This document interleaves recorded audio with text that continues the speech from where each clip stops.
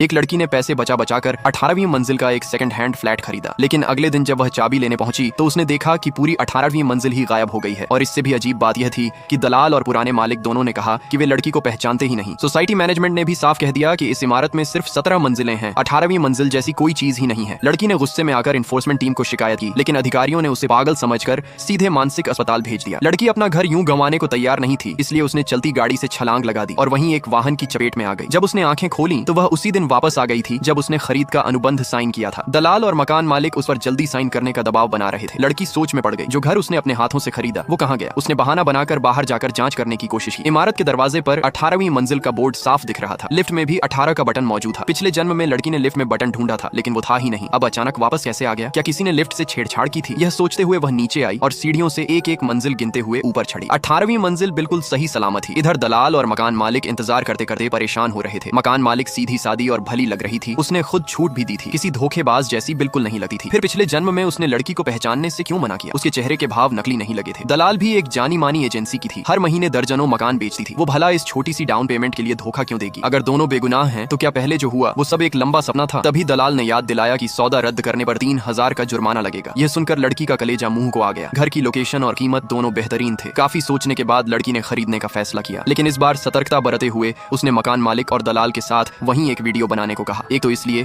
कि अगर घर फिर गायब हो तो सबूत रहे, दूसरे अगर वो मना करें तो समझो उनके मन में कुछ काला है। लेकिन दोनों ने बेझिझक हाँ कर दी। ये देखकर लड़की को थोड़ी तसल्ली हुई। उसने अनुबंध हाथ में लिया और उनके साथ मिलकर वीडियो बनाया। सबूत मिल गया तो लड़की ने चैन से दस्तखत कर दिए। मकान मालिक और दलाल के जाने के बाद लड़की ने अनुबंध और घर के हर कोने की तस्वीरें खींची, दरवाजे का नंबर भी। फिर नीचे जाकर एक एक मंजिल गिनते हुए ऊपर आई। जब तक 18वीं मंजिल की पुष्टि नहीं हो गई तब तक चैन न आया। इस बार यह घर मुझसे कहीं नहीं जा सकता। मन में यही सोचते हुए वह खुशी खुशी अपने किराए के कमरे पर लौटी और सामान बांधने लगी। लेकिन जैसे ही वह अपने सपनों के नए घर में जाने के लिए तैयार हुई, पिछले जन्म वाला वही मंजर एक बार फिर सामने आ गया।